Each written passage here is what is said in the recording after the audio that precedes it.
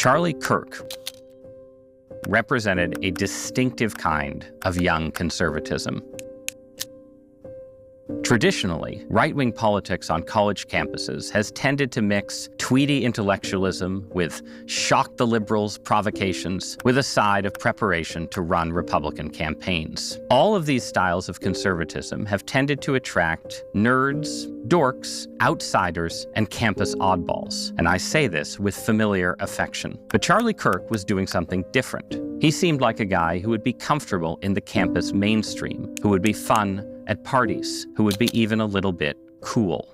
But Kirk didn't abandon the nerdy, controversialist side of campus conservatism. He tried to embrace it and live it out, showing up for all his events, including the one at which he was assassinated, ready to debate all comers, left, liberal, further right. You do not believe in the Second Amendment as it is written? No, I believe it needs to be amended. I believe in a ban for guns. Okay, so that's where we disagree, and that's okay. And you can find lots of clips circulating online where Kirk explicitly defends the importance of this kind of debate with people who disagree with you deeply as an alternative to the political violence that just claimed his life. You stop having a human connection with someone you disagree with, it becomes a lot easier to want to commit violence against that group. He could be pugilistic, confrontational, he could say extreme things. This is 2025, after all. At the core of the Democrat Party is this dark, depressing energy. It's inherently nihilistic. But he always felt a lot closer to the normal Republican voter,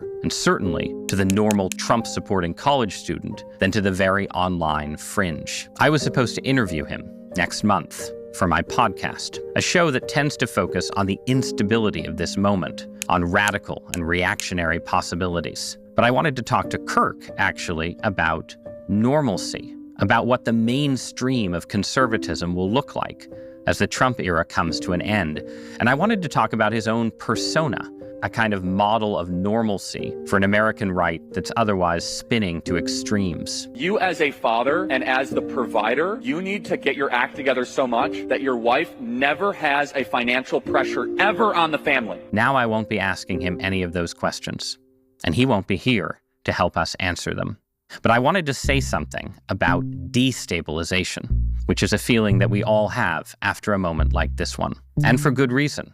We really are living in a very unstable moment. There's a sense, clearly, that the old consensus and the old order has just failed, that the future is open, but possibly quite frightening, that the arc of history is bending away into the dark. We saw in America in the 1960s and 1970s how this kind of instability can bring forth violence. Sometimes it does so through straightforward political radicalization and ideological conflict. But just as often, the source of violence in a moment like this one can be a lot harder to classify. It can almost reflect our own existential uncertainty back at us, as though killers and assassins are trying to impose a kind of order through an act of violence.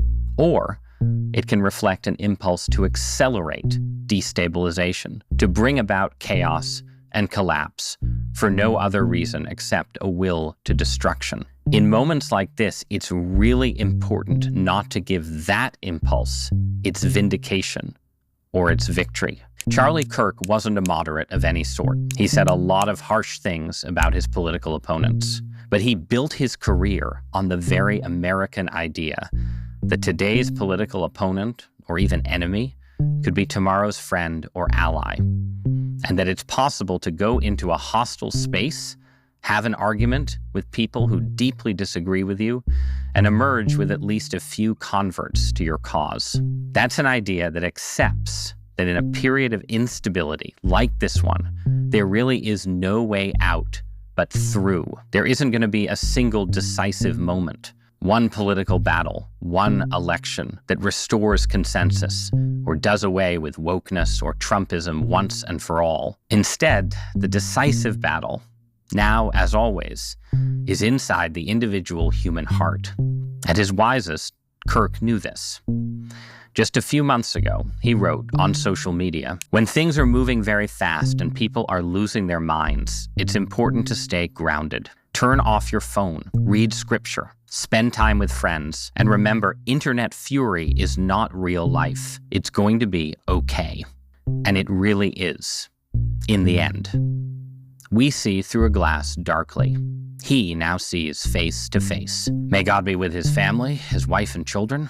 May God be with our country. And may Charlie Kirk rest in peace.